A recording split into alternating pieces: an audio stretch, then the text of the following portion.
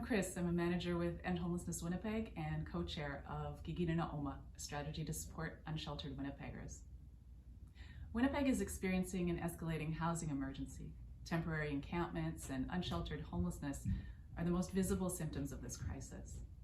This emergency has reached a critical juncture. Hundreds of people in our city face a daily reality that places them at increased risk of violence, exploitation, and personal injury. These harms are worsened by systemic injustices, colonialism, racism, ableism, and other oppressions. My name is Adrienne Dudick, and I'm the Director of Supportive and Transitional Housing for the Main Street Project.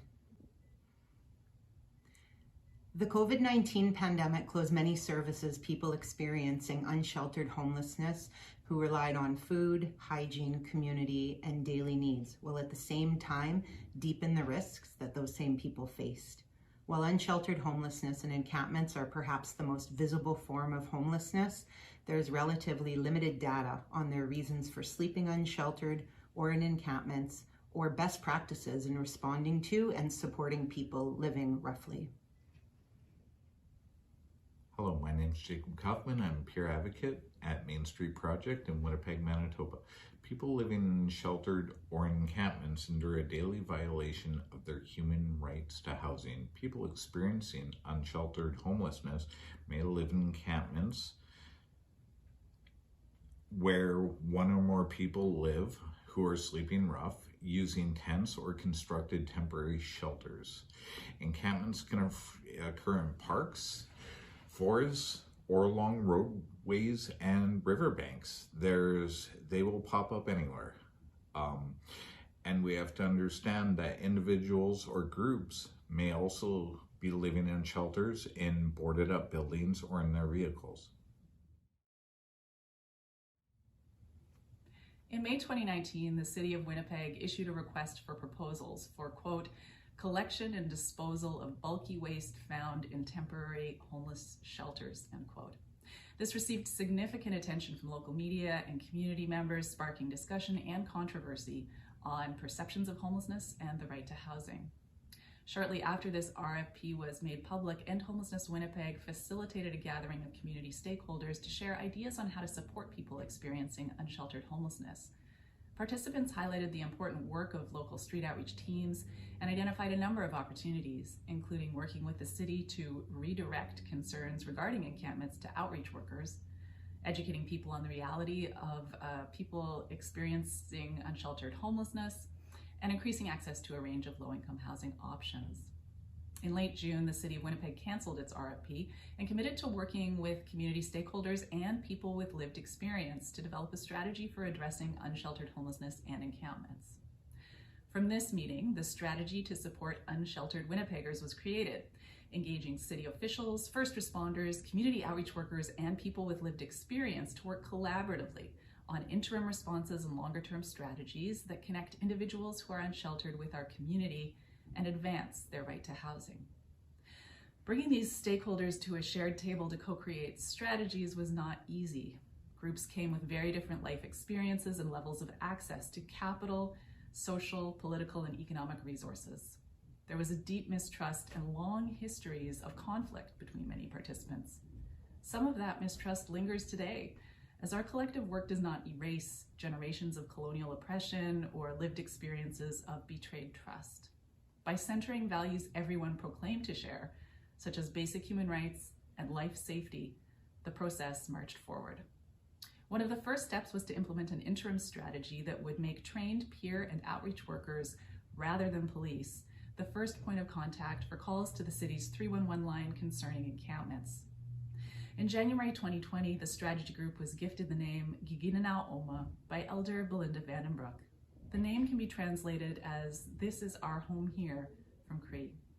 It speaks to the fact that Indigenous unsheltered homelessness and encampments represent both an ongoing human rights violation as well as a movement by Indigenous peoples to claim their rights to housing, land, and self-determination. While there is limited data on the best practices in responding to and supporting people living in encampments, a national protocol for homelessness Encampments in Canada, notes that in Canada, governments have typically left engagement with encampments to city officials who receive little, if any, guidance and support. Recent research from the United States has identified 4 types of responses for encampments. Clearance with little or no support, which means sweeps happen with little advance notice and limited referrals to shelter or other services. Clearance with support, which means notice provided in advance, often by trained outreach workers, storage of items provided, and as well as referrals to shelters and other services. Tacit acceptance. Encampments are allowed to persist, supported by outreach workers and basic infrastructure like portable toilets, showers, and drinking water. And lastly, formal sanctioning, meaning encampments are permitted by law or an ordinance in designed locations with sanitation infrastructure and connections to services. This research suggests that there's little evidence for the effectiveness of any of these strategies in terms of supporting people living outside or roughly in encampments and in connection to securing longer-term housing.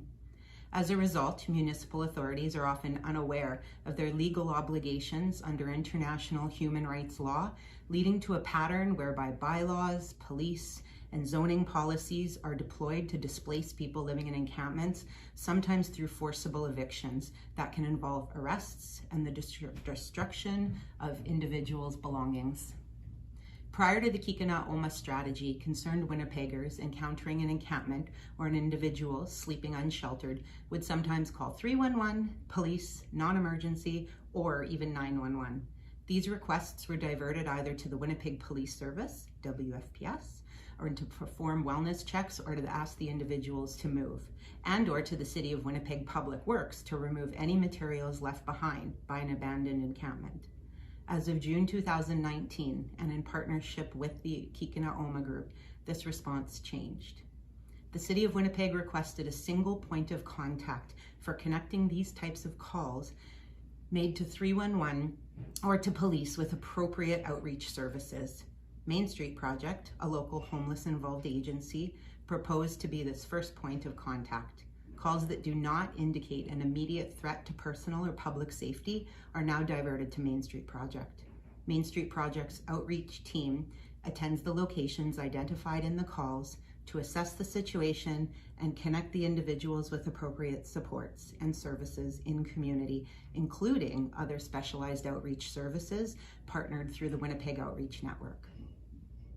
The Kíkinanaw group meets regularly to monitor the implementation and to identify longer-term solutions. The group set the following shared goals: connect to those who are unsheltered in the community, educate, train, and speak out against stigma, develop a shared understanding, and work through the lens of harm reduction. Now, residents calling 311 are alerted to how their call will be followed up on. Callers are also assured that unsheltered individuals will be connected to appropriate supports should they choose. Previously, callers would generally just be told that police would visit the location and ask unsheltered individuals to vacate the premises. The change in scripting and process provides an opportunity to educate callers, destigmatize poverty and homelessness, and affirm that those who are unsheltered remain an important community member and part of our city. Emergency calls continue to be directed to 911 so that the appropriate first responders can attend. However, calls to 911 are now also further assessed. Those that deem to present no immediate safety concern are directed to the Winnipeg Police Service, but the Community Support Unit rather than the General Patrol.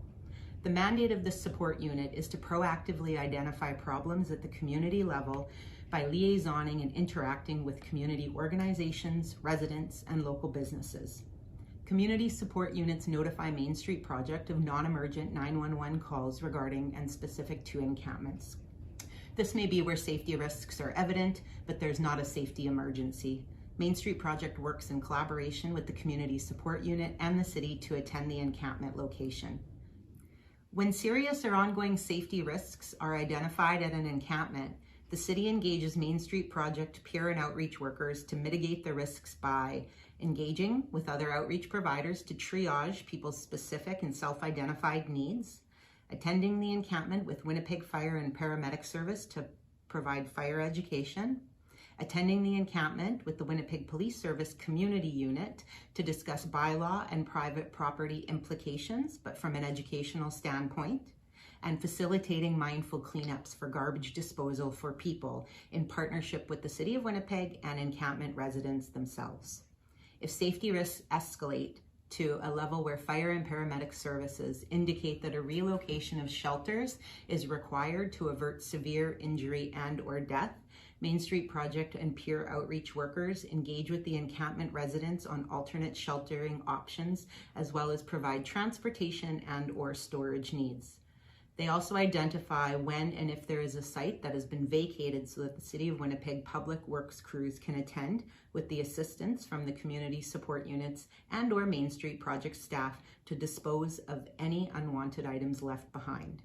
In addition to the process, a communication back and forth and ongoing scripting changes for 311 call center, City of Winnipeg staff and others have been educated now on homelessness and have been directed to integrate a person-centered approach to interactions with people experiencing unsheltered homelessness and with the members of the public inquiring about homelessness and the city's efforts. Information on the interim strategy and a rights-based approach to sheltered homelessness has been presented to workers in the Public Works Department and is now part of the onboarding training and the staff orientation handbook, as well as it's being shared with the public on the city's website. Across Winnipeg, there are at least 12 different community agencies engaged in street outreach, working with people of different populations, different geographical areas, and offering different services. These groups connect with people who are sleeping unsheltered and who are street involved to offer support, supplies, resources, and connections. Many of these groups meet regularly through the Winnipeg Outreach Network, which provides a space for direct service street outreach workers to connect and problem solve collaboratively. By keeping in regular contact and communication, this diversity of services can help provide the rights-based support at the right time. Outreach workers have identified that this new approach gives people experiencing unsheltered homelessness or living in encampments a greater sense of safety. Rather than the police showing up, peer advocates and outreach workers together go in, check on people, and work on building trust and compassion and offering different alternatives that can support a pathway to housing. Since the interim response has been implemented, there's been a decrease in 911 calls related to encampments, as well as Winnipeg Police Service dispatches to encampments. Some individuals experiencing unsheltered homelessness or living in encampments just want to be left alone, and we're okay with that. They're not interested in supports or services, and this could be tied to negative interactions with colonial institutions. These individuals and their choices must be respected, with relationships of trust and connection must always be established to help and ensure that nobody is left behind or isolated or in extreme danger. So when the community, the house community, calls 311 to report a camp, a lot of the time they expect us to go in and tear the encampment out, which we in no way do. And there's a lot of community engagement, letting the community know that we go in, we treat people like people, we talk to them, we build relationships and go from there. And if people want to move, they can. There's a lot of distrust with the unsheltered population when it's in regards to police and city workers. So building that relationship of trust back that's been lost long ago is going to take a lot of time, but it's working.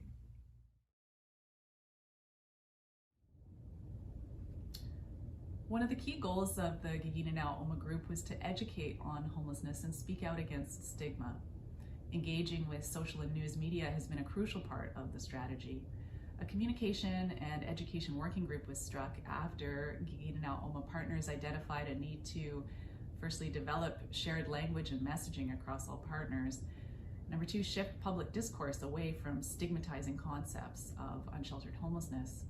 Also, to build awareness and educate the public on substance use, homelessness, outreach, displacement, and Indigenous land rights. And also to grow engagement about this issue across networks, highlighting the need for accessible, low barrier, low income housing alternatives for people. A speakers list of contacts was developed with a focus on community and lived experience so that participants in the strategy group could direct media inquiries to people with diverse perspectives. Rather than having a single spokesperson represent the strategy group, participants were encouraged to interact with media from their unique roles and areas of expertise while upholding some basic shared principles.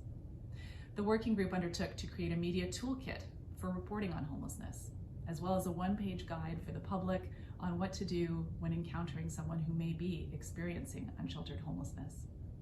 6 months into the strategy, analytics were reviewed for 82 news articles indicating that stigmatizing language was becoming less prevalent in local discourse on unsheltered homelessness and showing an upward trend in representation of individuals living in encampments as interview subjects. This process is not linear though, and the working group continues to strategize on social media campaigns and media messaging in response to emerging issues related to unsheltered homelessness in Winnipeg. One particular challenge has been communicating the distinction between an encampment relocation or evacuation undertaken in response to critical life safety concerns and the types of forced evictions of encampments that we witnessed in cities like Toronto and Halifax this summer. This challenge occurs when engaging well-meaning advocates who do not recognize the distinction between evacuating or preventing camps where there are serious life safety threats and violently removing people while destroying their belongings.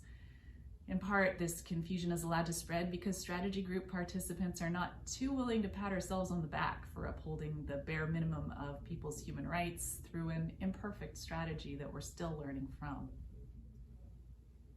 But it is also a challenge for some encampment residents who might not recognize the full scope of safety issues in their living environment, or for who the violence and harms of experiencing homelessness day to day stretch the envelope of what is considered an acceptable risk or a trade-off risk for independence and community.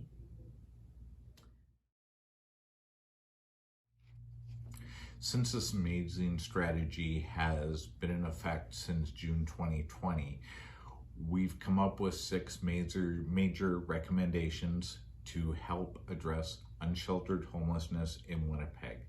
And those are, number 1, create housing. That's the number 1 thing we hear is housing. Increase income supports, because you can't survive on what EI was 10 years ago nowadays. Implement coordinated access across the board so all organizations are working together when one can't do. We need enhanced outreach teams who have the knowledge and experience to deal with the community. And they're such an amazing community. Open additional 24/7 safe places and continue the strategy during the implementation of all the other recommendations. Treat people like people. In the 18 months since the strategy was launched, we've seen progress in many areas, but also we've identified some challenges. For example, while the Rapid Housing Initiative and other federal programs are helping to develop a couple hundred of new units of housing in Winnipeg, the city would need 300 new units each year for the next decade to meet the demand. That's according to a housing assessment released by the city in 2020. While the introduction of the Canada-Manitoba Housing Benefit and New Disabilities Benefits Program could increase income supports for the people in need, it is uncertain whether these benefits will keep up with the inflation in Winnipeg's housing market. While a coordinated access system will be in place in Winnipeg by March 2022, we won't know for some time the impacts of the system on reducing and ending unsheltered homelessness. While the strategy certainly reduces unnecessary police interactions, it doesn't end all unwanted police interactions experienced by people who are unsheltered, nor does it always lead to successful housing outcomes. Access to safe, affordable, culturally appropriate housing remains the most critical gap for supporting unsheltered Winnipeggers. This challenge is related to both the lack of appropriate housing supply and the lack of sufficient income supports.